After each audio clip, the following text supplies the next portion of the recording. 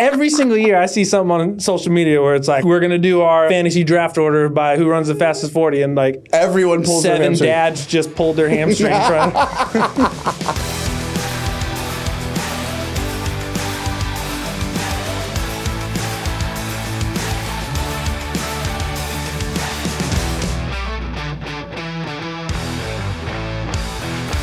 Welcome to the Coach 'em Up podcast. I'm Tim Riley. We're not doing any intros around here because I am with Blaine McConnell. Blaine, what's up, baby? What's going on, brother? How are you, dude? Fantastic. Yeah, I know you just got an IV. So our mantra for this entire week has been everything is for Friday because Blaine's on a deload, which means, of course, he's in town for the week. I'm on a deload. Yep. And we're going to go to the track Friday and we're going to rip some fly 10s. Everything's been a deload until Friday happens.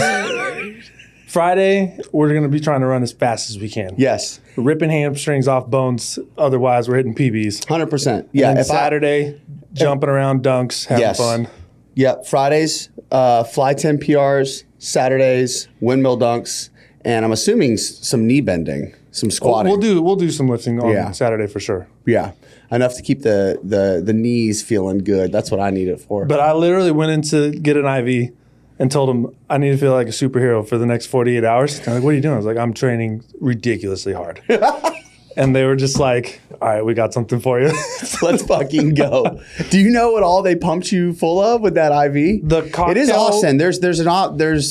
If you black out here in a minute, I'll know it's just because you're in a K-hole. The ketamine, ketamine drip here. I did see one that offered that. I was like, nah, I'm not doing that. 15 minutes before the podcast. Maybe I don't need that. Or it could spice this thing up. Real great episode. Exactly, yeah. It was the cocktail was called the Wonder Bomb. Okay. Wonder Bomb, I think, or Wonder Juice, something like that. And then she was like, if you're going to be going hard, we're going to throw in some extra taurine. She gave me some NAD. She loaded it up. Let's fucking go, dude. What was the name of the place? Do you remember? It's a great question. No, I don't. Shout out to IV drips all over Austin. shout out IV drips everywhere. Sorry, I forgot your name. But it would have been a free plug. All three of our listeners would have. Actually, that's a lie.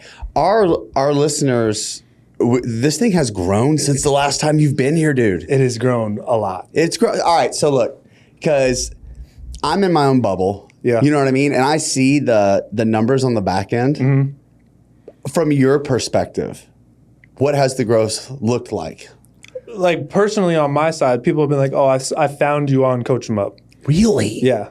Like people saw the episode first and then they started following me.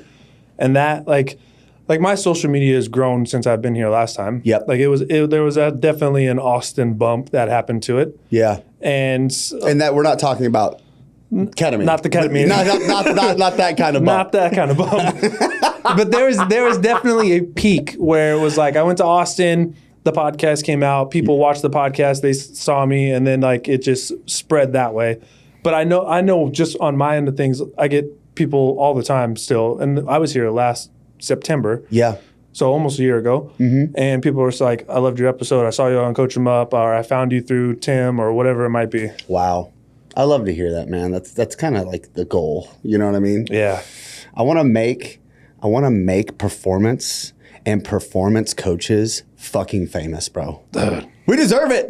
We do. God damn it.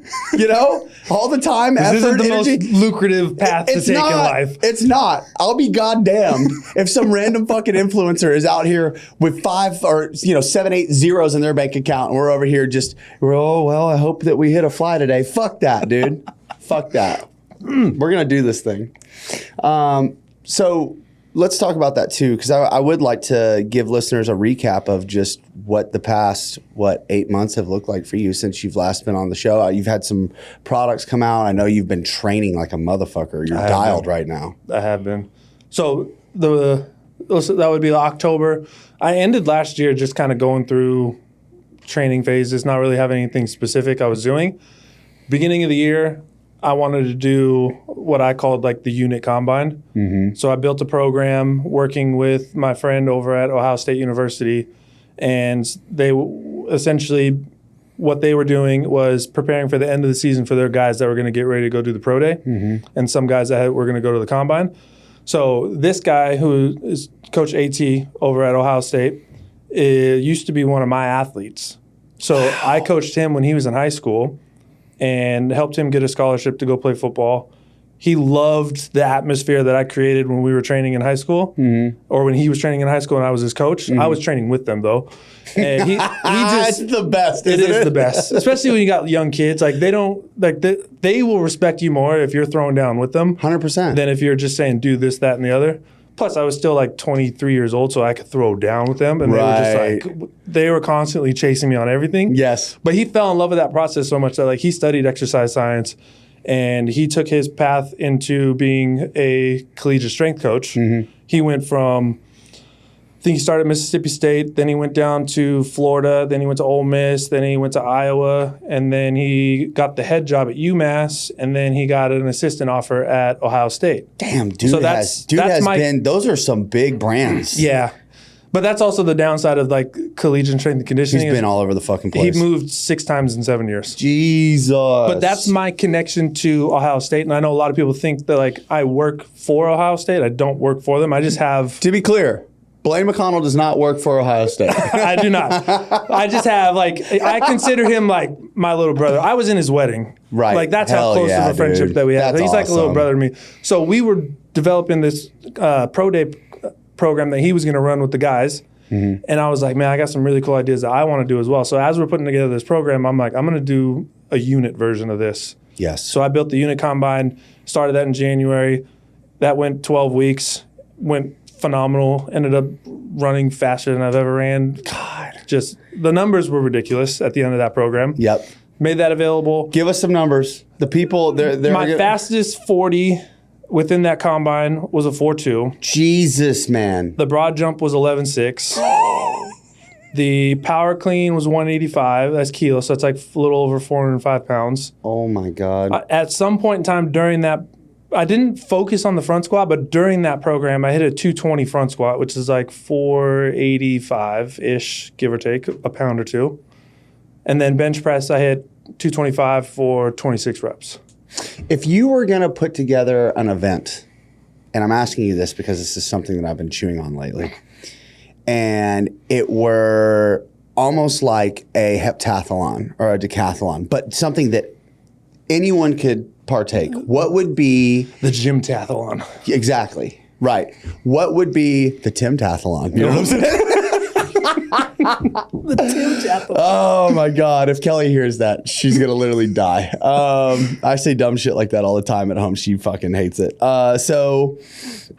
What would be the movements, exercises, what would be the things that like make your list? Like if you're going to be like, this is going to be, it's going to encapsulate everything that is athleticism or the highest expressions of those things, but something that everything could do, what would some of those things be? Definitely a sprint. Yeah. Like a 40 is easy. I think 40 is just like... It's easy for most anybody to do. Yes. I would choose broad jump over vertical jump because it's much easier to measure that wherever you're at. Let me ask you this. Would you go like just broad jump or like a triple broad jump or a triple jump? I would, to make it easy for like you could do this at any gym anywhere, I would say broad. Just Ideally, broad. I would want to do, like I think triple broad is... The tough part about triple broad is like if you have big feet, you'll actually get a farther distance because you're going... You have that landing and Yes. takeoff. Yeah, that is true. But I like the triple broad because it's a little bit more reactive. It is. You're still going to get a lot of power out of it, and it's easy to measure off a triple. Yep. So I think I like the triple broad a lot. But I would say like 40 broad jump, either or snatcher power clean. Yeah. Whatever somebody's more focused on doing. So now you've got your like power aspect of the... For sure. What do you think about like a... Because I was thinking about for power, what about like a reverse med ball toss? So for we distance. in the bobsled combine, we did a shot toss. Granny toss forward. Yes. Oh, forward. Yeah, we didn't do reverse. I would love something like that in place of a power clean or Yes. alongside a power clean. Well, I would love to have an Olympic movement Yes. in there. That's why I would have the power clean. The trouble is like you immediately eliminate A lot of people. So many people, because there is just a... That's why I say, like, if you have it alongside of it and you say, like, you could do either or. Either or. And both if somehow you wanted to. the point system is right, like 1-to-1. So that's like having a point system would be very easy to do. Yeah. It could be like, all right, if you broad jump 10 feet, this is like, let's say each event maxes out at 100 points. Mm-hmm. You broad jump 10 feet, that's the max, or 10.6 will be like 100. And then like every 6 inches or 3 inches below that will be minus 2 points until the 40 would be like 4.5 would be 100 points. Because really, if you're running 4.5 anything, you're fucking fast. Yeah, I think 100%. people have a very skewed perspective on the 40. Well, I get that every year, because people will be like, they'll watch the combine, and then I'll post like athletes that I have running times and like getting prepared, and they're like 4.7. So that guy, I ran 4.7 in high school. No, the fuck you didn't, bro. You didn't.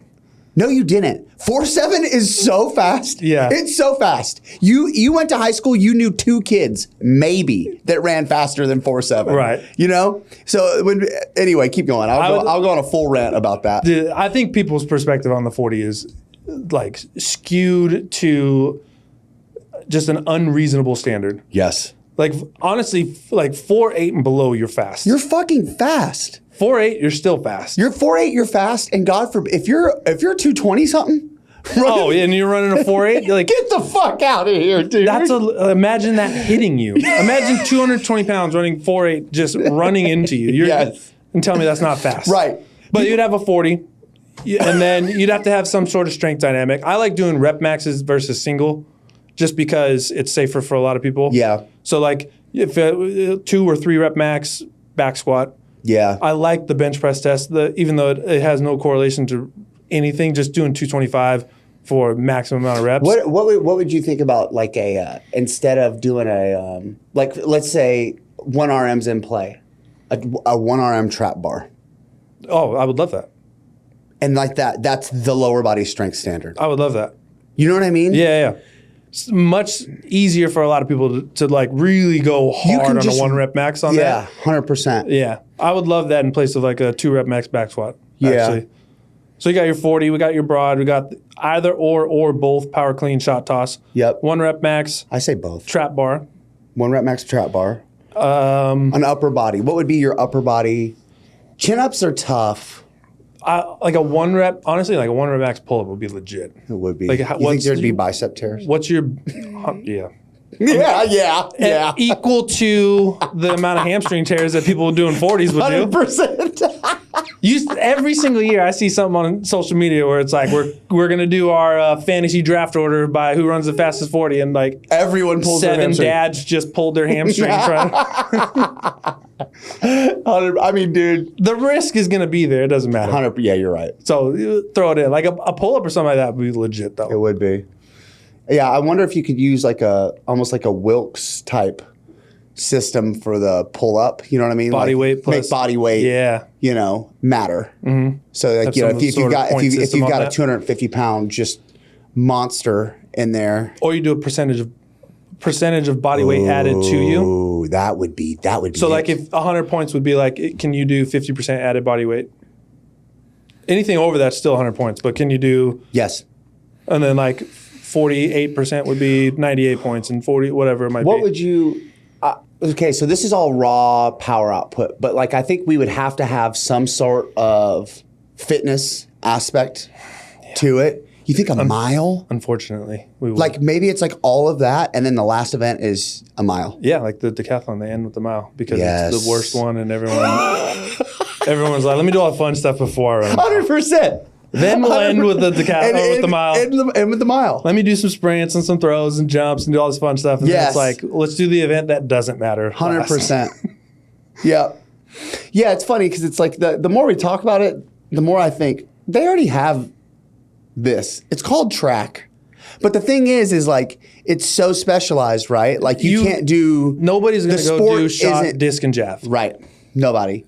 And it's so technical to get...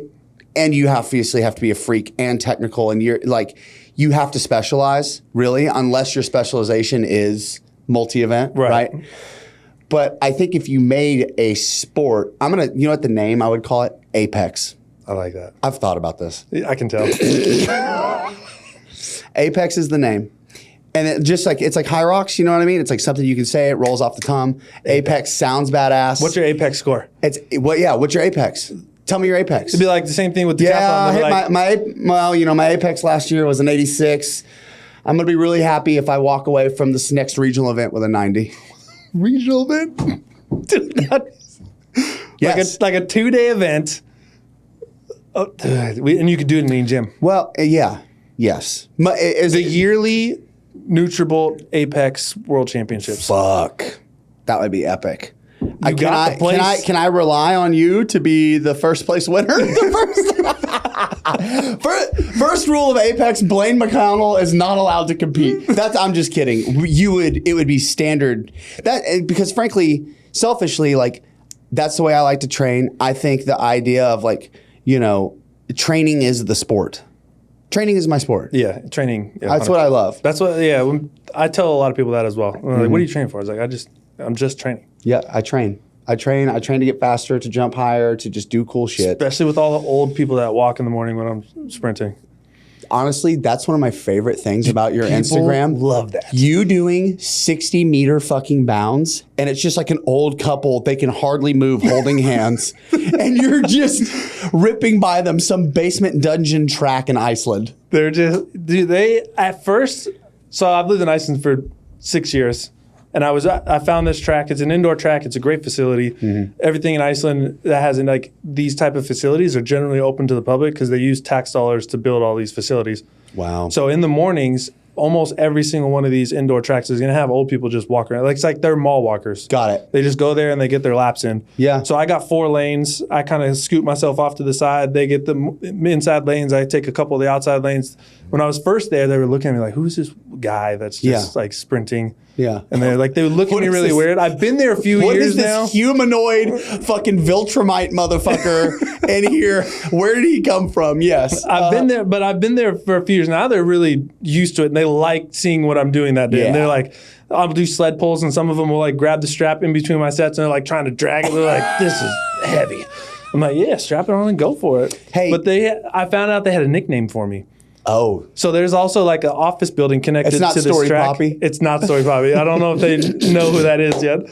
But there's an office building. Like they would do some laps. They walk into this little area. They have coffee. They'll sit down. They'll chat. They'll come back in, walk a couple laps.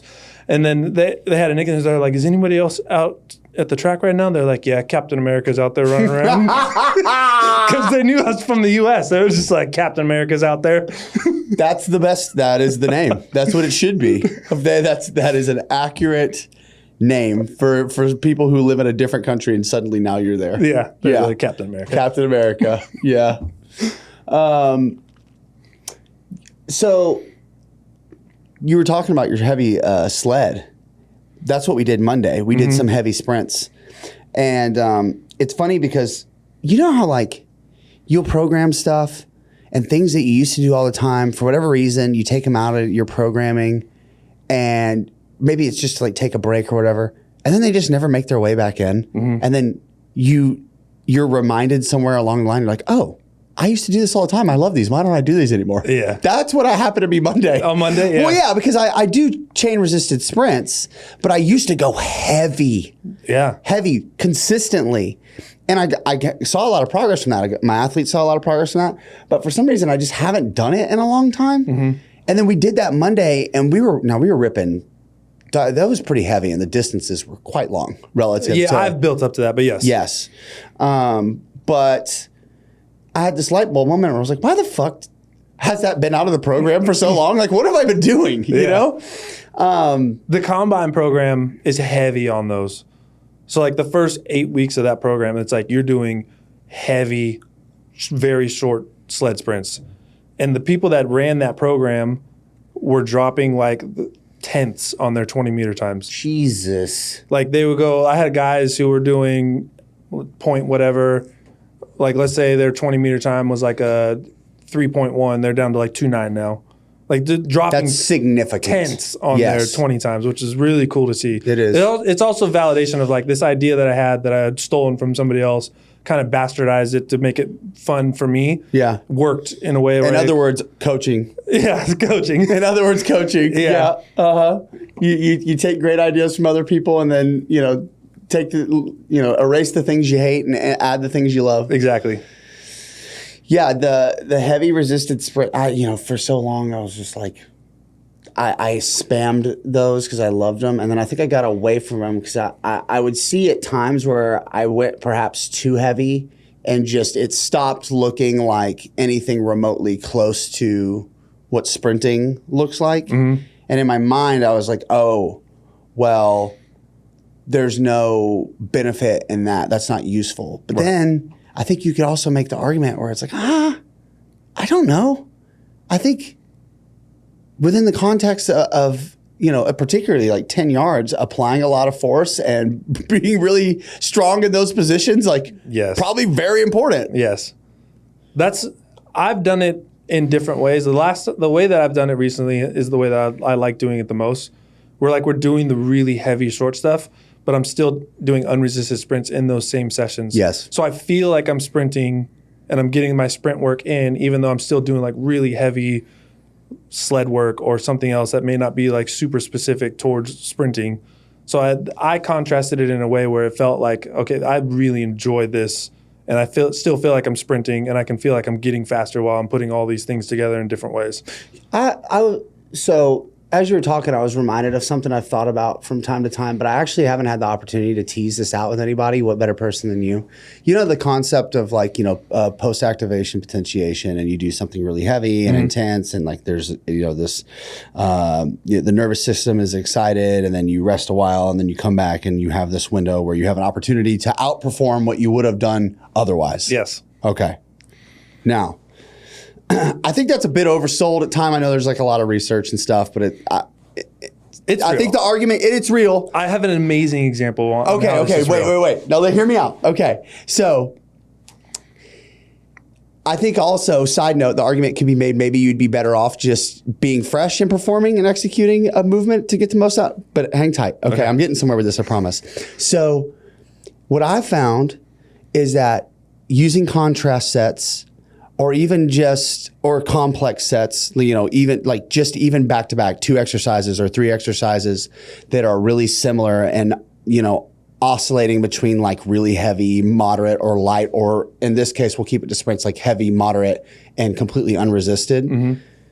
I feel like there's so much benefit that is much less talked about because it's a lot harder to quantify about trying to complete the same task but doing it under those different constraints and knowing what to expect set to set around how different those things are going to feel. And there's a motor learning component, particularly with sprints. Yes. That it's I don't know how to quite explain it or describe it, but being challenged doing that task at varying degrees of resistance is almost worth its weight in gold in and of itself. Right. Let alone what literature says about the post-activation potentiation. Yeah, I mean, I tell people a lot of times, especially people who are brand new to sprinting or maybe not very well-versed in it, is that the heavy sprints, the really heavy stuff, is going to force you to be in the position that's going to make you produce the most force. Because if you're not at the right angle and your foot's not hitting the ground in the right spot, the sled's just not going to move as well as it could. You're not fucking going anywhere. So you'll feel the positions that you're supposed to be in. Yeah. And then when you lighten that sled up,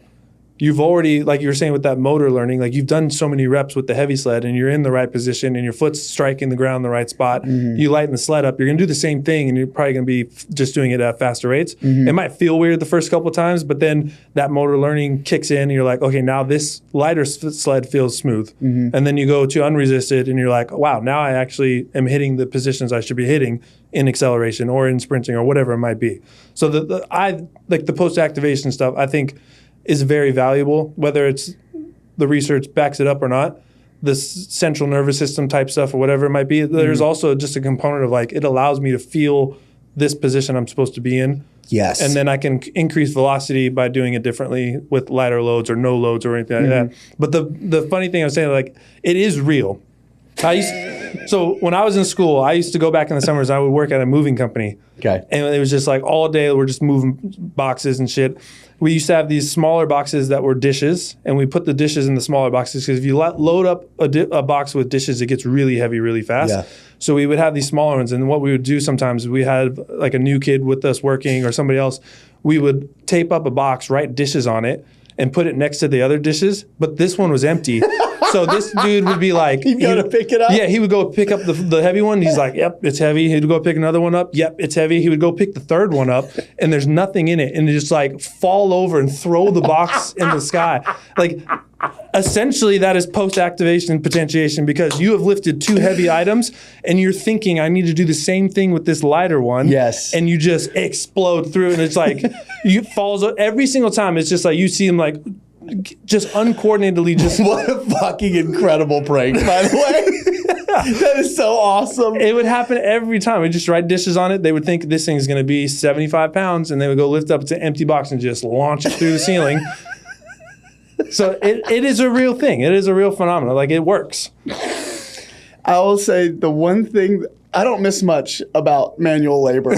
Okay. Moving, construction, junk removal. I've done a lot of that stuff in my day. It was the pranks and the shit you pulled on your coworkers that you could totally get away with. Oh, 100%. Can't do that at my cushy corporate C4 gym. You know what I mean? Like, if I do that to like Sarah from marketing or whatever, I'm fucking fired. You know what I mean? And they don't even technically employ me. They won't let, they'll revoke my access. You are no longer allowed in this building. Yeah, don't come back. Yeah. Zach, what's the best training app on the planet? It has to be Train Heroic. Gone are the days of sending the old crusty PDF. Now we have a sleek new app. It's easy to use. There's videos with descriptions. You get to track and log your weight, your reps. There's a community chat function. You can submit videos. You can get feedback. How about the leaderboard, Tim? I started using Train Heroic first as an athlete and someone who wanted to learn. Now I use it as a coach. Athletes and other coaches can go and be a part of my training community and get results. Whether you're an athlete, coach, or just like to train, use the link in our description to find out how you can train on the best app in the world. And join us on Train Heroic today. The Coach 'em Up podcast is sponsored by Squat Wedgies. Tim, what are Squat Wedgies? Squat wedgies are an adjustable squat wedge, 7, 13, and 20 degrees. It's big enough to elevate your whole foot and not just your heel. Because it's rubber, it doesn't slide on surfaces. It's 22 pounds, so it's durable and stable enough for even your biggest athletes. There's a 90-day risk-free trial. The shipping is free, and get 15% off Squat Wedgies with our discount code CoachEmUp15. Coach 'em Up 15 for 15% off of the best squat wedge on the planet. Let's start getting into some questions. So I'm driving over here and I get to a red light and the idea hits me, put up a question box for Blaine. And I did this no shit 30 minutes before, right? Maybe even less than that. I was driving to get here, right? And looking at this question box already, it is a complete page full of questions. Ben Bruno. By the way, shout out Ben Bruno. Dude, I love Ben. Ben is so great. Ben's awesome. So I'm gonna do we're gonna name drop and do a little about a 30-second bit on how nice Ben is. Okay. We got into a comment thing on Instagram. I reached out to him, slid in his DMs, as I do for all of my guests, and I was like, hey man, at some point, I'd love to have you on the show. He's like, here's my phone number. Call me. Bam, just like that. We had a 45-minute phone conversation just about training and life and stuff. And I got off the phone, and Kelly, she's like making dinner and stuff. She's like expecting me to help, right? And I'm kind of like half-ass helping because I'm incapable of multitasking. I'm an idiot, okay? My ADHD, it's just not happening. Yeah. And so she's like giving me glances like, who the fuck is that on the phone? You know what I mean? And why are you laughing so much? She's like annoyed that I'm having a good time on the phone. Yeah. And she's like trying to get, things ready. And I hung up the phone. I was like, it's Ben Bruno. She's like, oh, that's cool. Now help me with the fucking, you know what I mean? Yeah. But anyway, solid dude. Okay, let's go. Oh, since we were just, let's start with this one because this one's fun. This is from Kaida.lov. Perks and cons of being bald. Ooh. I should say this first is I am bald by choice. I still have You still have an amazing hairline. I still have my full head of hair. I just choose to be, and I've chose this since That's high a school. power move. Since when? Since high school. I used to, like, in high school, I would take the buzzer, no guard, and just shave it down. And Yep, be done with it. Yeah. So I don't see cons of being bald. I think I look better bald than I do with hair. I've grown my hair out a few times, and Yeah. I'm just like, I just don't like. Yeah, you Like, perks outweigh the cons. Like, sure, I don't have hair, but I also don't care. right? But the perks is, like, I can wake up and I'm ready to go. Ready to fucking roll. Yeah. Yeah. All I need to do is, like, buff it a little bit, and I'm good to go. I don't need to use shampoo for anything.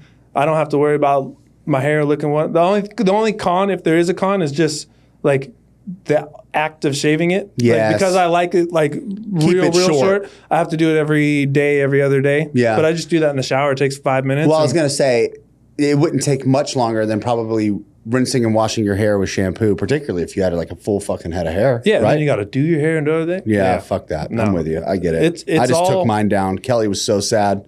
I'm just fucking over it, man. I sweat constantly. Yes. I sweat like it's my full-time fucking job. I wish I could get paid for that. You know I've what I been mean? here a week and I've been sweating. Like, It's hot down here, man. I weighed 218 before I got here. I weighed 213 after the first day of being in Austin. I sweat so much. Yes. I was just sunken. It is. Remember last year we were at the track.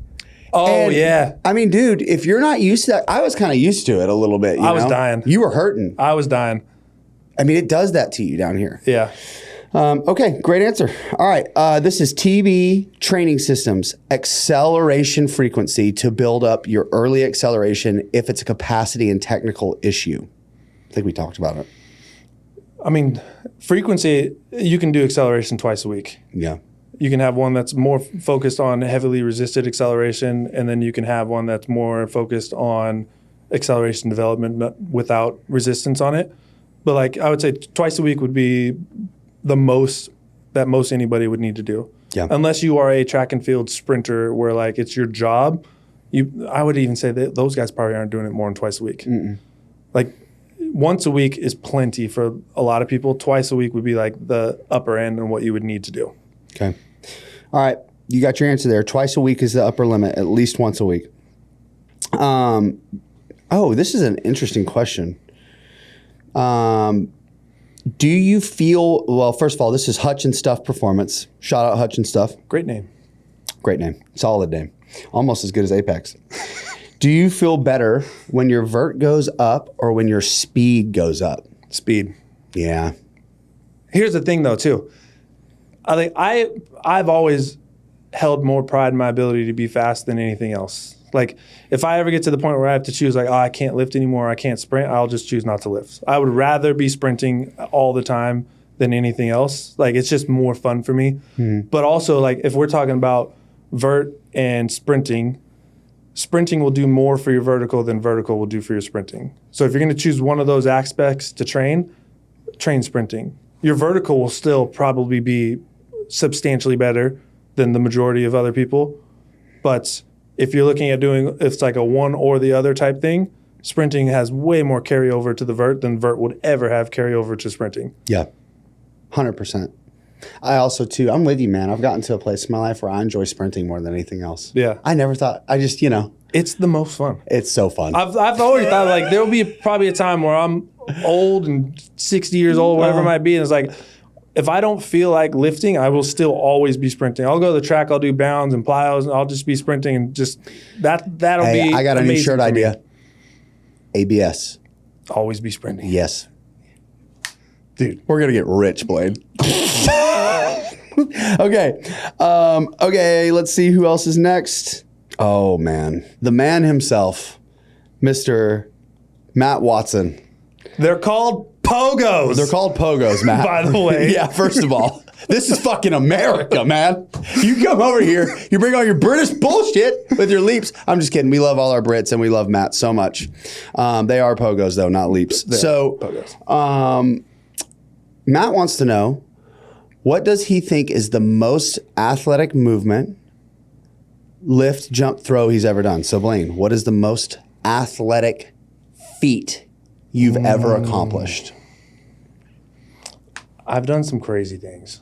Can we get a list of some of the things that as they're coming to your mind so that people can get an idea of some of the wild shit you've done, and then whichever one you land on, that'll be your answer. All right, so like sprinting wise, I've ran 4.2s. I've also ran 24 plus miles an hour. Jumping wise, I've had my best vertical ever was 46. That was a standing vert to the Vertec. Oh my, that was standing? That was a standing vert to the Vertec. My best broad jump ever was 11'9". My best lifts, I don't know what like my true 1 rep max back squat is because I haven't done one of those in a long time. But I've hit 260 kilos for a triple, which is right around 600 pounds, just under 600 pounds. For three. Bench press, I've hit 190, which is 418 pounds. I've cleaned 200, 440 pounds. I've snatched 165, which is 360 something pounds. Yeah. I don't know what my deadlift is because I've never like truly 1 rep maxed a deadlift. But I've dunked a 10-pound medicine ball. That's impressive. Which might be the most impressive thing I've ever done. That's insane. I did that while training the high school kids. That was like, I went back there and we were out of the basketball court. We had a med ball and I was like, I can dunk this. I don't know why it popped in my head. So like it took me a few tries, but it's just like ran up, jumped, dunked, 10-pound med ball. Wow. That might be the most athletic thing. That's insane. Yeah. Maybe that needs to be added to the Apex list of events. At the YMCA in Tacoma, there was one time I used to play a lot of pickup basketball, often. And there was one time I went up for like a putback and I had hit my head on the rim. Whoa, you were bleeding? Cut my head on the rim and was bleeding. That might also be one of the more athletic things I've ever done. Isn't that amazing how I can look back? There's been a couple times in my pickup basketball playing life where I went up to block a shot or I went up to put back a dunk and at the top of the jump, I'm like, oh my fucking God, I've never been this high before. I just know this is the highest I've ever jumped. Yeah. And I've never come close to it again. I've never come close to hitting my head on the rim ever. It's just like you play enough, like you have days where you're up and days where you're down. Yeah, and you're just in the right moment. Days. You got no inhibition. Yeah. You're at the right amount of velocity entering the jump. You're going to go get the thing, and then you're for whatever reason, the lane just like Moses had parted the lane. And I was running down perfectly and just popped up and was jumping higher and jumped from probably too close than I should have because I didn't think it was going to, and it just was like, bam, blasted yourself. Yeah. That's fucking pretty awesome. Okay, so dunking a med ball, nearly getting stitches from hitting your head on the rim. That's up there. It's up there. Yeah. But one of those two would probably be. I'm going to say, I'm just, it's not a question for me, so I don't want to make this about me, but 4.2. 4.2s. 4.2. Also 46-inch vert. Yeah. Not approach. That was from Christ in heaven. There was a time where I was solely focused on jumping and dunking. Yeah. Because like that would probably be like 2010, around there. Could you imagine if you were like making content at that time and like documenting it on YouTube or anything like that? That would have been amazing. If YouTube, I think YouTube was around. It was. It was. Here's how old I am, by the way. YouTube story right here. I went to University of Idaho. I joined a fraternity and I got branded. So I have my fraternity branded on my left arm. Mm-hmm. I'm so old. YouTube was so new at the point that one of my fraternity brothers uploaded the video to YouTube of me getting branded. I go back home for like spring break or some Thanksgiving, whatever it was, some vacation. Yeah. And my dad asked me about the brand because he saw it on YouTube random. There was no caption on the video. There are so few videos on YouTube that my video popped up. That's how old he was. I think YouTube started around like 2006, 2007, which is when this would have happened. That's how old I am. Is like my dad could randomly find an untagged, unlisted video of me getting branded on YouTube. I think, speaking of your age, we were talking about this the other day on the Greatest Training channel on YouTube. Yes. You're 39, dude. I am. I'm very excited to be 40. We were talking about this. Yes. I'm so excited to be 40. Yeah. Most people are dreading it. I'm like, dude, I can't wait. It's going to be, well, I want you on your birthday. I hope you do like another mini combine or something. Yeah. And just like, this is what 40 could look like if you fucking started yesterday. You know what I mean? Yeah. Okay. Excellent. Let's get back into these questions. Are you a Star Wars fan?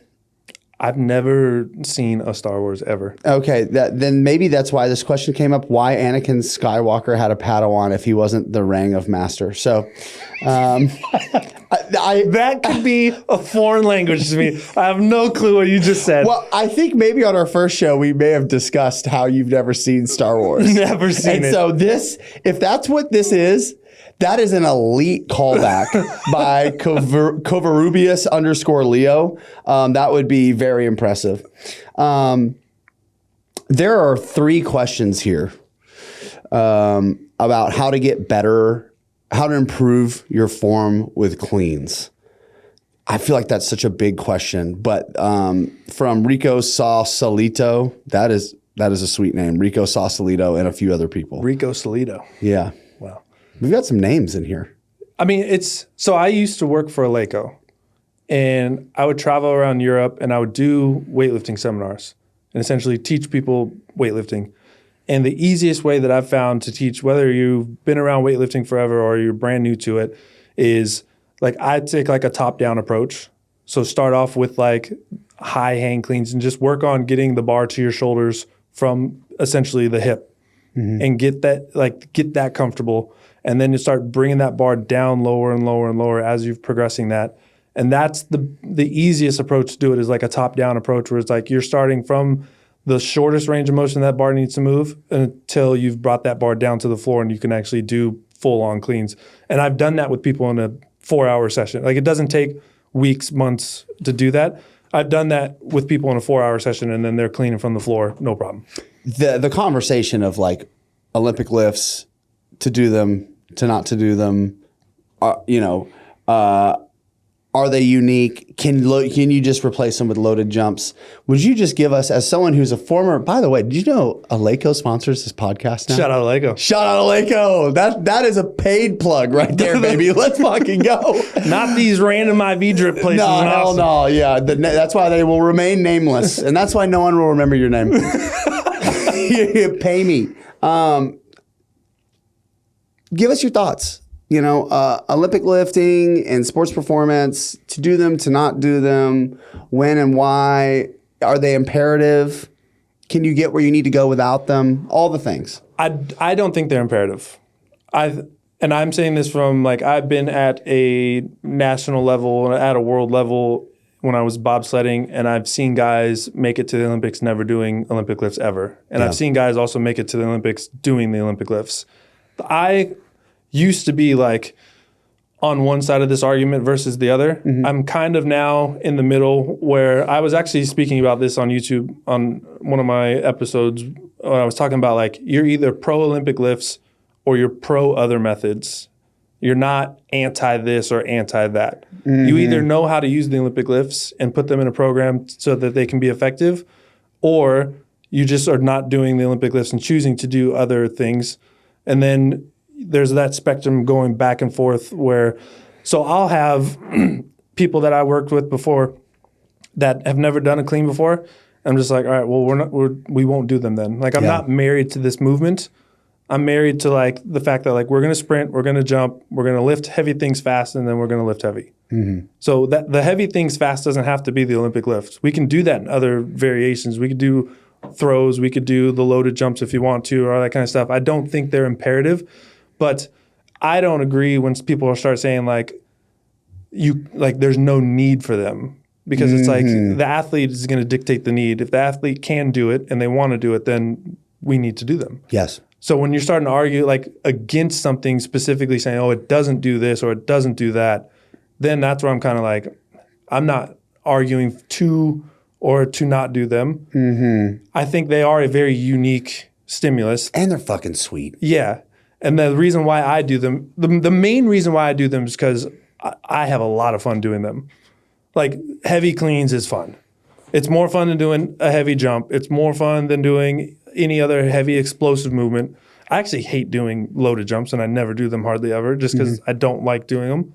It doesn't mean that they're not beneficial. It's just that I found something else I enjoy doing. Yep. And I'm going to do that. So if I enjoy doing it, and then I'm probably going to do it more often than if 100%. I keep trying to do something I don't like. Right. And then what are the, if you're looking at it from like a performance perspective, are you really going to be dialed, and putting your best effort doing this thing you hate? I mean, maybe you do it for a while because you know what I mean? Yeah. You take training seriously. Yeah. But I mean, for fuck's sake, But like us, like you're saying, we train to train. Yes. So like there's nothing that I'm going to do that I'm going to hate doing because I'm going to enjoy my training all the time. Right. So if I love doing cleans, I'm going to do cleans. Yep. Like there was a period, like during the whole combine phase and probably the few months before that, like I stopped doing snatches just because I got tired of them. But I still kept doing cleans because I love doing cleans. So I'm not married to like, oh, we have to do these movements at all times. We'll take them and we'll modify them. We'll change them. We'll put them in here. We might do hang cleans. We might do it from blocks. We might do it from the floor. We might do full clean. It doesn't matter. But I'm going to choose variations of things that I like to do and things that I know can benefit whatever it is that I'm training for at that time. Oh man, let's go one more straight training question, and then we'll get into some more of the other questions here. So let's go. This is from Devs Lifts. Thoughts on tempo runs, say, for example, like 8 sets of 100 meters at 75% of max velo for sprint technique? So tempo runs, I think, get lumped into like their easy jogs. I consider tempo run anything under max effort. So if you're not fully sprinting as hard as you can, it's not a tempo. Then then it is a tempo. Okay. So if you're going essentially 95% plus effort on a sprint, I count that as a sprint. Everything underneath that is a tempo. I think tempo runs are incredibly valuable when it comes to learning the technique of sprinting because it's allowing you to take the intensity down a little bit and you can put a little bit more like conscious effort on the technique of doing that. And I've actually ran some of my fastest times doing what I call like sub-max flies or sub-max work. So I'll have it in my program where it's like sub-max fly and the little note next to that is just like 90% or below. So wherever you're at for that is fine. But we did this cycle. I think this was one of the off seasons during bobsled. We were doing like sub-max 30s and we would do those once a week and we kept doing like increasing the intensity on those and maybe the volume on that every once in a while. And we got to the point where it's like there was one day we started timing these and as we were doing our warm-up reps, like we were going like 85%, 90%, and then we were going to go all out. Guys were hitting PBs at 90%. Whoa. And then they would start trying to run all out and they weren't hitting as faster. Yeah. Because when you try to run hard, a lot of times what you're doing is you're putting less effort. Like you're just bounding yourself up. There's no fluidity in the movement anymore. And now you're starting to like put too much effort into it. So tempo runs, whether it be, I like to look at it as intensive or extensive tempos. Intensive, I would say, is anything 75 to 90%. So you're putting higher efforts into these, but you're still not sprinting all out. Those are a valuable place to get a little bit more technique work in because you're closer to specificity what would be full out sprinting. And then you have your extensive tempos, which is going to be like 70% or below. And that's where if you need to get more capacity work in or if you're trying to get in shape again, like you'll have more volume on the extensive tempo work where you're trying to just essentially accumulate meters and trying to get, all right, this week I'm going to do 300 meters worth of tempos. Next week I'm going to do 400 meters. And like if the goal is to just get as much volume done, then that will be more extensive. But if you're starting to get like ramp up towards doing max velo work and wanting to sprint all out, maybe putting in, especially like when we're going to do our flies tomorrow, I'll probably start off by doing sub-max flies and do like an 80, 85%, 90%, and then 100%. And that's like, and those will be on the max fly days every single day. Like those intensive tempos are essentially like the last piece of warm-up so you can ramp up to get to where you need to be. But I think those are great places to make sure like, okay, I feel good now. I can work on this form. You can videotape it. You know you're going at 85%. It's much easier to make adjustments at 85% than it is 100. Yeah, absolutely. Yeah. For sure. God, that was an incredible answer. And you reminded me of, which we haven't been able to, I don't know that we talked about this on the podcast. We did the podcast, then hit the PRs, didn't we? We did the podcast, then hit the PRs. Dude. So you remember and this is on the YouTube channel, guys. So if you guys want to go see the sprint session that Blaine and I did together, I hit a lifetime PR at that time. I since have run faster, but I've been stuck at a plateau, and I broke my personal best, which at the time was to run, I believe it was a 9.4, 10 yard or 9.5, 10 yard fly. 9.5. And what happened is I ran a rep. And I ran and I was trying too hard. And then Blaine saw it. He was like, you need to relax a little more. I was like, I know. I knew right away when I ran it. I was like, it was too much effort. My face, like everything, you know? And then I ran the next rep and it was like the same time or a little slower. And then you asked me what happened. I was like, I was too relaxed. And he was like, okay. He gave me a little instruction. He was like, do the same thing, just not quite as relaxed. I said, bet. And then I crushed it, right? But there's such magic in what you said. And to anyone who hasn't experienced that, seen it show up in times, or hasn't sprinted long enough for themselves to figure it out, trying to conceptualize relaxing while also maintaining, I use the word violence. Yeah. I just, that's the word that resonates with me. And when I try and impart that upon athletes I'm working with, like, I want you to stay violent, but you stay relaxed. Yes.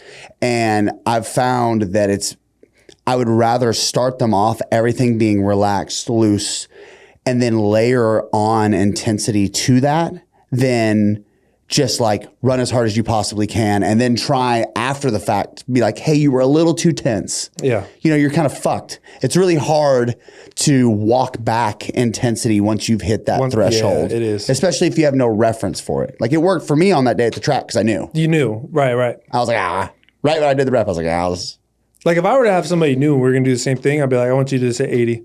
Yeah. I want you to just hit 85. I want you to just hit 90. And we'll time each one of those. And then I want you to do it at 95. And if they're starting to get faster, and faster, and for them, they know, like, okay, this was a 95% effort. If I go, okay, now we're going all out, and they more than likely this is going to happen. Like, they're going to try too hard and they're going to run slower. I'm going to be like, all right, that's not your fastest. Your 95 is your fastest. Yeah. So I want you back at 95. Yeah. And then they'll know what that means. Be like, okay, I'll go back to the rep I just did. Mm-hmm. And they know that, like, that'll be an easy way for them to conceptualize. Like, even though they may not have that feeling of like, oh, I know what you mean when you say I'm running too hard. So if you do the 80, 85, 90, 95, and then you go like, just go all out and see what happens. Yep. Maybe they're faster and they'll go, great, that worked well. Right. Maybe they're slower and be like, okay, bring it back to 95. Mm-hmm. And that is actually your max intensity. When you try to go too fast or you're trying to run too hard on that next rep, you're actually slowing yourself down. So that's not actually max intensity. So dial it back down to 95 and we'll just keep it there because that is your true max velocity. I think, you know what this reminds me of? So I like to use reps in reserve for programming, for particularly, even main lifts a lot of the time, but I like the reps in reserve concept. But in order for someone to really fully understand what that means, you kind of need to know what failure is. You need to go to failure. Right? Yes. And so what I'll do with athletes is, instead of starting them at the rep and reserve system, I'll just be like straight, like, we're doing 3 sets of 12 or 2 sets of 12, whatever is the case. I'm just gonna use an example. 2 sets of 12. And we're gonna go up every week until you can no longer so I'm going to get cheap, dirty gains that way. Just we're adding volume. Reps. Yes. And that's fucking sweet. And most people make progress that way, right? Eventually, you're going to start to get a little beat up. And you know what I mean? But that's okay. All right. That was a good opportunity for us to deload when we regroup and come out on the other side. And then as that's happening, as we're going through that process, I'm also saying, I'm coaching them up. I'm like, how many more reps do you think you could have done? You did all 12. How many more do you think? I'm like, I don't know. I think maybe 2 or 3. Like, okay, cool. Good. That's all right. I don't say shit else. Right. They don't need to know that. They don't need to know. They don't fucking care. I'm just doing my job, man. 2 to 3 reps. All right, cool. Okay, that's a 2-hour then. Yep. Like, you don't need to know that. I need to know that. Exactly. And I don't even say that part. Yeah. And then when we start getting to that place, I'm like, okay, we're going to start flipping to a rep and reserve system. This is why I think it's going to work really well. We're going to be able to manage your fatigue and your volume a little bit better. We can increase it and then start it back up, blah, blah, blah. But without having that reference point, you know, without knowing, particularly in sprinting, having the timing it. You got to be timing it. And then say, okay, this is what show me 100. Here's what that time looks like. Good, bad, and different. Yep. Now you have a reasonable assumption as a starting place from which to operate from. Yes. And man, I spent so much time sprinting without timing gates. And I look back, I'm like, well, I don't even know. Did I get better? I don't know. Maybe it felt better. Maybe it was slower though. Maybe it just felt good on a slow day. Yeah. That's right. It's like, I don't know. Today seems good. The thing with timing sprints too, like it's good to measure it because you need to measure it if you want to see improvements. Yes. The other thing with it is I think a lot of people get really discouraged with timing their sprints is they might be 0.3 off from what their all-time best is, or even like a half second off of what the all-time best is, but they don't understand like that's still 92% of what your best rep. Like if you hit 92% on a back squat just randomly, like you'd probably be like, all right, I feel pretty good. Like I'm only X amount of pounds away from my all-time best. Like if you run a 4.40 and then you go run a 4.8 one day, that's 90% of a 4.4. Yeah. Like that's like it may seem like I'm so much slower right now. It's like no, you're just at 90. Yeah. Like you're not going to be nowhere. Today is just not the day, dog. You're not going to be nowhere near the 100% mark at all times. Yep. So like maybe 90 is like where you're at. So like timing it also allows you to kind of get a realization of like, all right, I might be a few tenths off of what I was, but I'm still like, okay, this is 94% of my all. Like I'm still hitting really good numbers. You know, you brought up something. I think people assume because they see their favorite football player run a 4.4 at the combine or you know a hand time 4.3 at their pro day that this athlete Always runs that. that's just what they do. I can tell you this for a fact because I know people who train guys to get ready for the combine specifically. Yes. There have been times where guys who have run 4.4s at a combine have ran 4.9s the week before. It happens all the time. When I did my combine phase, like I went out, I did my like little taper. I probably ended the taper too soon. I probably needed a few extra days, but I was like, I'm just going to go out and do it today. I ran first day I went out there. I ran like I was like a 4.59 or a 4.6, and this was on like a Monday or Tuesday. Okay. So then I took a couple extra days off, and I felt exponentially better that Thursday or Friday, whatever day it was. I was like, I need to go do it again because I have the feeling of like it's going to be a heater. And then I dropped to 4.2.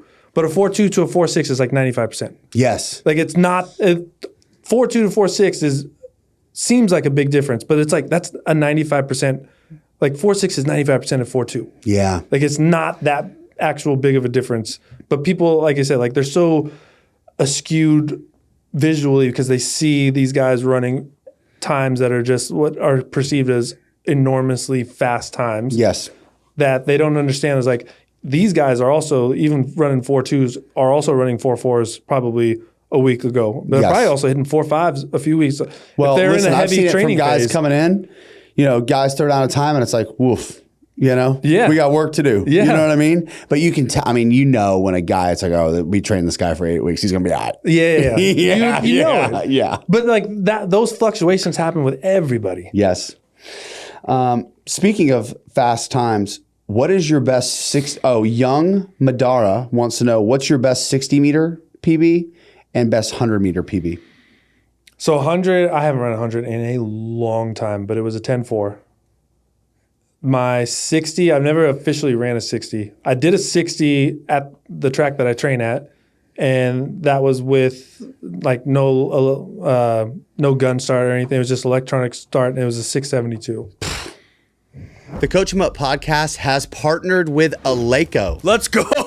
Not only is Aleco found in 85% of Power 5 schools, but they also offer at-home solutions from racks, flooring, rigs, barbells, bumper plates, your favorite accessories like straps and weightlifting belts, you name it, Aleco's got you covered. Go to aleco.com/coachemup and get access to the same equipment that they're using in the best facilities with the best athletes on the planet. Trey Martin wants to know, how can I best scale my online coaching business in 2025? That is probably the question a lot of people want to know. Yeah, man, for sure. For me, I think people resonate with the coaches that they see doing the thing. Yeah. Especially if you're brand new and you don't have clients and you don't have anybody else. Like the best way to show that you know what you're doing is to do it for yourself and be like, hey, I'm doing this and I'm getting better. And then somebody's gonna be like, well, let me try that as well. So if you're looking to gain and like scale in terms of like more clientele, like you need to have proof of work. And that doesn't need to be, I have 100 clients right now. Like everyone starts off with one. So either start with yourself, work on to one client, show that proof of work. And then honestly, like To be fair, I'm probably the worst person when it comes to the business questions because I literally am awful at business. I don't know how I have a business. Like it grows simply for the fact that I have proof of work. Yes. Honestly, what a great because the cool thing about your business, your brand, is that it is you. Yes. It's entirely you. Mm-hmm. And that's a wonderful thing. And because from that point, wherever you decide to go with it, if you ever decide to go different directions, whatever, the people are already there for the product that matters most in that equation, right? And so I love your answer where it's like, regardless of where you're at, you can start making a difference and you can start training and you can start getting results. Most of the time, people who ask these questions, right, they are people who are just getting started or people who are just not at a place where they've even begun to embark on growing a training business outside of the four walls of the gym space. Yes. So yeah, like document your training, dude. It's an incredible business tool. Yeah. Like people want to see the thing. They do. Do the thing and they will eventually join. And then if you can do it as well as this guy, then that really helps. It does help a lot. Speaking of that, new record. I have not seen anyone beat this yet. It did look like someone tagged us in a video and they measured it and it looked like we got a match, but it was also another bobsledder. Did you see this? I did see him. What's his name, dude? I want to give him a shout out. I can't remember his name. Ranger strength. No, it wasn't range of strength. No, not range of strength. Ranger strength, maybe. Okay. I don't know. I've talked to him actually a few times, and he's like going through the combine process and like he is getting on. So he's actively doing the bobsled grind. Mm-hmm. So 12 feet is the current record seated box jump. So from the front of where the box you're seated upon ends and the front of the box that you land on. By the way, it has to be a 12-inch box that you're jumping to. Mm-hmm. Okay, we got to standardize this bad boy a little bit. Maybe we throw that in the fucking apex. It's become a thing. It's become a thing. So seated broad jumps have become a thing for like I'll get anybody that does a seated broad jump will tag me in it now. And like this happened, I think maybe a few years ago. I was doing seated broad jumps, and you know, Two Buff Fitness. Yes, he reposted it, and ever since this was probably 2-3 years ago, and ever since then, anybody who's ever done a seated box jump has tagged me in it. I don't even know if they're doing my program or not. They're just like seated box jumps today, and they just tag me in it. Blaine McConnell, I love it. I was watching Yoakum's YouTube channel one time, and he was like, "We're going to start off with Blaine Broads." I was like. And he went to a seated broad jump. I was like, I've never heard it called that before, but I love it. Hell yeah. Well, the rebrand happens now, folks. You heard it here. They're now called Blaine Broads. But hey, let's talk about that. So what about the seated broad jump do you like? Where does it fit into your programming? Give us the breakdown on the Blaine Broad. I started doing those probably like first year of my bobsled career because for me, seated box jump or seated broad jump is going to like start you off in a static position. Like there's no essential counter movement into that. Like you got to create propulsion from a seated position. But the angles at which you need to be able to do that mimic early acceleration very well. Mm-hmm. Like you're going from zero to velocity in that. There's no counter movement to kind of load and explode through, which is the reason why I started doing that. And then it was just one of those things where they're just fun. They're so fun. So like my brain originally was just like, this transfers over to X sprint. Yep. I don't know if it actually does. I've never tested like, as my seated broad jump increases, so does my 10 meter time. Right. But I always I can feel like when I feel springier, especially in a broad jump, I usually feel faster. Yep. This is from Dev's List as well. 2 questions from Dev's List. Shout out to Dev's List. I feel like I talked to this guy. You may know who this is. Yeah, like an IG friend. You know. I've had conversations with so many random people on Instagram. You know what I've found increasingly hard? Before we ask this question, I bet you're running into this too. Responding to all the DMs. Yeah. It's hard. It takes a lot of time, dude. It does. I would say that I see, like, I'll get a notification. I'll click it. I'll, like, read the question. If you have been left on scene, it's not because I don't want to answer your question. It's just probably because I have reading so many different questions, and I may have already answered your question to 4 other people that day. I'm just like, I'm not going to answer that right now. Yep. I probably just forgot about you. Dude. Don't take it personal. Listen, that is the story. I don't do that just in DMs. I do it in text messages to like important people in my life, bro. I'll get a text message and it's like fucking important, like time sensitive shit. And I'm like, oh, fuck, I got to figure this out. And then enter my client. They're like, hey, how many reps did you say? Or, hey, or just whatever the distraction is. Yeah. And I put my phone in my pocket, and that problem is dead to me. Gone forever. Yes. And then 2 days, and then this is what happens. I'm laying in bed, and I'm struck. I'm like, oh, fuck me, dude. I didn't do that. Or it's like the next day, and I'm like, I need to go back through my message. So now I've developed the habit of I'll go back through my DMs and back through my text messages and kind of just, skim the names. Yeah. And I almost always every 3 days or so, I see one and I'm like, oh my God. And I'm starting off with an apology. Hey, sorry. I read this and I forgot to respond. Yes. I do that all the time. Honesty is the best policy when it comes to that. All right. Outside. So Devs Lifts wants to know what lift outside of your typical 1 rep max are you most proud of? Oh, outside of my typical 1 rep max. It's a good question. I got a few that I like. The first time I cleaned 200, that was pretty substantial. I remember we were at a training camp in Calgary getting ready for nationals at the end of the season.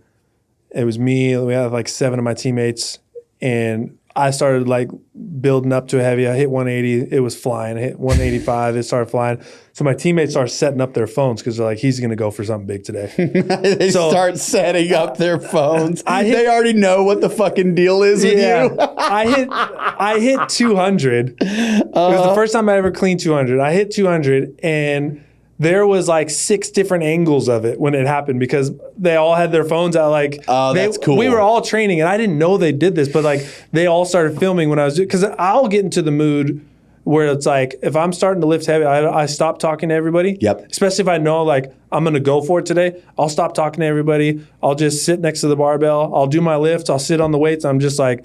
I'm rocking back and forth like I'm amped, but I'm not talking to anybody. Like, so they've seen that a few times before, and they were like, they know it's happening. So their phone, so like it was really cool to hit that, and then everyone had different angles of it, and I was just like, dude, like it was something I've wanted to do for a very long time. Mm-hmm. That one was really cool. Like I also did it at the Olympic Training Center, which is the clean record now at Lake Placid Training Center. Wow. So I know there are weightlifters who have cleaned more than that, but the way that it works is. At Lake Placid, that's like the headquarters for winter sports. Got it. It's not the headquarters for the summer sports. Mm-hmm. So unless you're like a resident sport, which is like bobsled, skeleton, luge, skiing, that kind of stuff, then like a weightlifter can't just come in, go clean 201 and have the record. Like you have to be a resident there. Got it. So like having that be the record on the board, along with I have the snatch record there. And like those will be up there for a very long time. Yeah. It's really cool. That, it is cool. Some of my teammates that are still sliding now, like they'll send a screenshot up there. Like we used to call it, you're a board member. Nice. So during my time there, we had probably 4 or 5 guys that were on the board at a time. Yeah. So we called ourselves the board members. Yeah. The members of the board. Yes, you're the members of the board. This is actually a board meeting, and only members of the board are allowed to speak. We would actually do that. Like there would be times we'd be in the gym and we're trying to figure out like what music we want to play. Yeah. And we're like board meeting. Like if you're not on the board, you don't get to choose the next song. Yeah. Incredible. Fuck, that's amazing. We are going to ask one more question because someone has clearly DM'd, because you reposted the question box. Yeah. They were unable to type it in the question box, so they screenshotted your DMs and then posted that to my question box. Okay, this is effort. This as the last question for all your effort. Coach.T.Lee, you're a real one.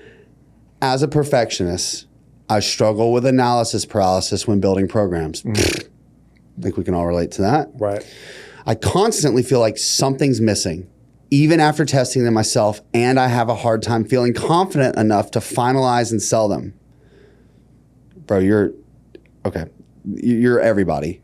How would you recommend to cut through the noise, trust the process, and pull the trigger on a program, on finishing a program? So before I did anything online, I was there. And probably everybody else that ever gone online. Like, I would build out a program. You get that analysis paralysis where you're looking at the program like, I could make this better. Yes. And you go and edit it, and you're like, I can make this better. And you go and edit it, and then you look at it and be like, I actually liked it the way it was before. And you go like, and you could be in that cycle forever. Mm-hmm. And then that imposter syndrome of like, this isn't good enough to put out. Yeah. Like, to me, it's like jumping off the high dive for the first time. You're up there and like you have like the nervous jitters, and then you just jump, and all of a sudden you're like, okay, that actually wasn't that bad. Yep. And I've put out programs that I no longer sell anymore because I don't think it's a great program. Yep. But I put them out, people bought them, and they enjoyed them. Yep. And that's the way where like you'll get feedback from them like, oh, I love this, or do you have another like usually they're not going to critique you. They're not going to be like, oh, this was terrible because this. They're going to be like, I would love a program that focus on like, now they're giving you your next product. Yes. Or they're giving you your next iteration of whatever it might be. Mm-hmm. Like, oh, I got really strong on my squat, but do you have something that can help me with my bench? All right, maybe I need to go make a different program that's going to focus on or whatever it might be. But you have to just do it. Yep. Like you otherwise you're just going to be stuck analyzing and editing, and then you don't make money doing that. No. You know what? I'm going to piggyback off everything you said because you nailed it dead on. I would do the same thing where I would create a program, like it, and then I'm a refiner. So I like to get all my thoughts down and then I refine things. And it's mostly about removing things. And then I'm thinking about the flow and are people going to be able to pair these movements well? And then, then I think about, okay, well, what about progressions and regressions? And then I'm thinking about, well, what's the equipment most people are going to have access to? And if you keep riding that train all the way down, you're going to be left with something that's no longer you. 100%. It's no longer your program. Yeah. You're for the streets. For the longest time, I had no sprinting in my program. I would be sprinting. Yep. But I never put sprinting in my program because I was like, people don't have access to sprint. Right. So I just never. And then those programs, I was like, I just don't like this program. Yep. Because it's not the one that I did, or it's not the one that I did with my clients or anything like that. It's not the product. Yep. So now I'm putting out created something that's not me. 100%. It's this external thing. And you know what else you touched on that's brilliant that you've learned on your own? Who literally, Tatum Brandt, the guest that we had on prior to your coming on this show, just recorded with her this week. She said what good tech companies get right is they don't try and make their first app perfect. They get it to market fast. Mm-hmm. They get feedback and then make it better. Yes.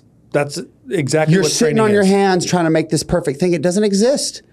And like the truth of the matter too is, in my experience, is like there is no such thing as a perfect program. Period. Full stop. No, yeah, 100%. You cannot possibly, and this was actually a lot of relief for me. I remember thinking to myself, how arrogant.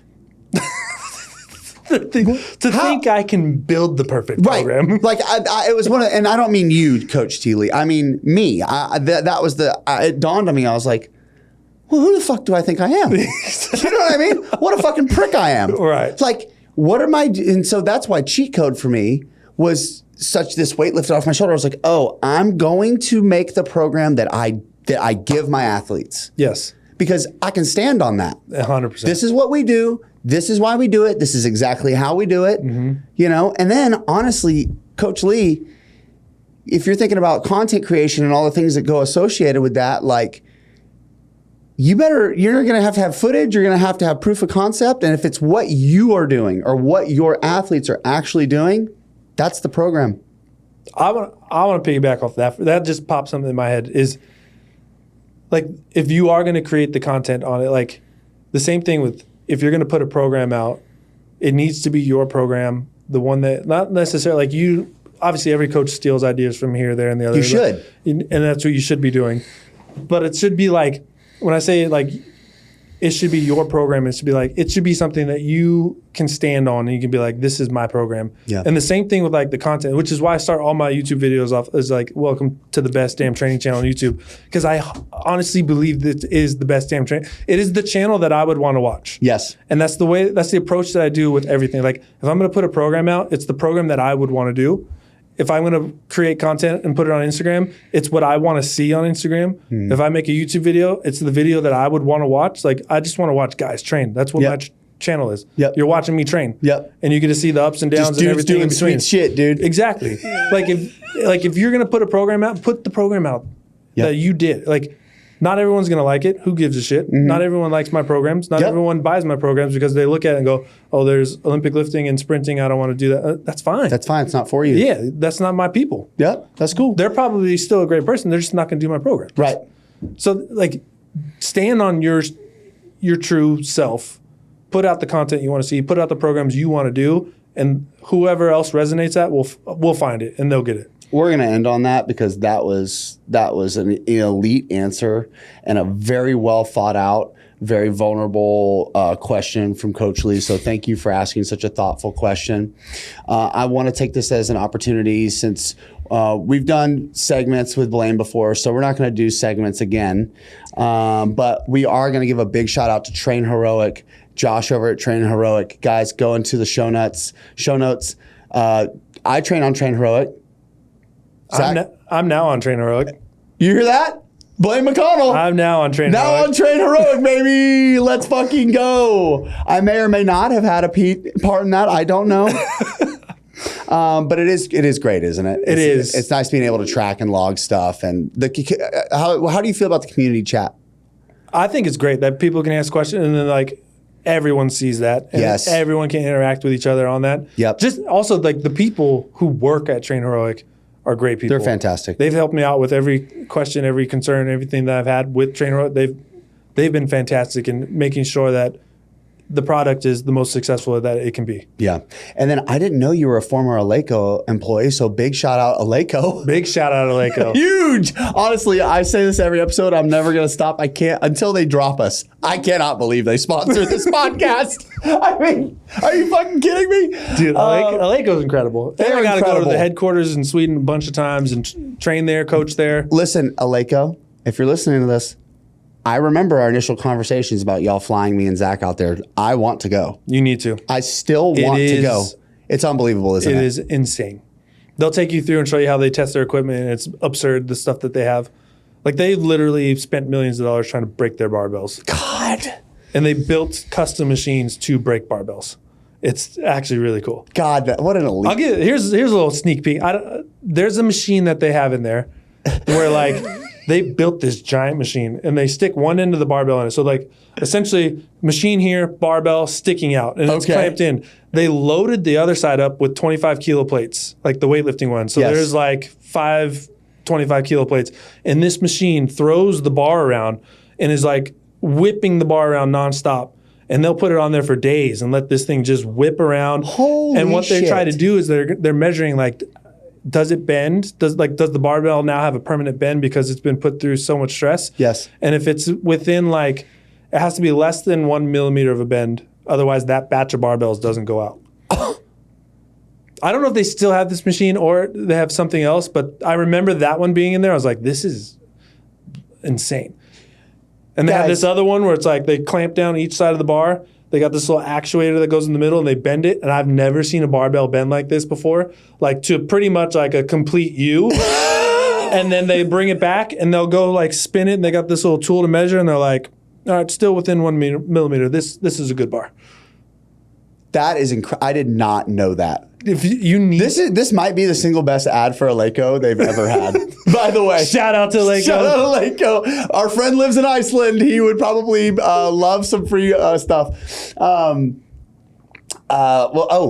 Guys, code CoachEmUp10 at checkout gets you 10% off everything site-wide at Aleco. That's amazing. I know. 10% off everything. Not to mention the fact they have lifetime warranties on Lifetime warranties. 10% off. Stop it. Last sponsor that we're going to plug, Squat Wedgies. They were the first sponsor to ever take a chance on us, and they are the only sponsor that started with us who has been with us the entirety of our show. Shout out Squat Wedgies. Huge shout out Squat Wedgies.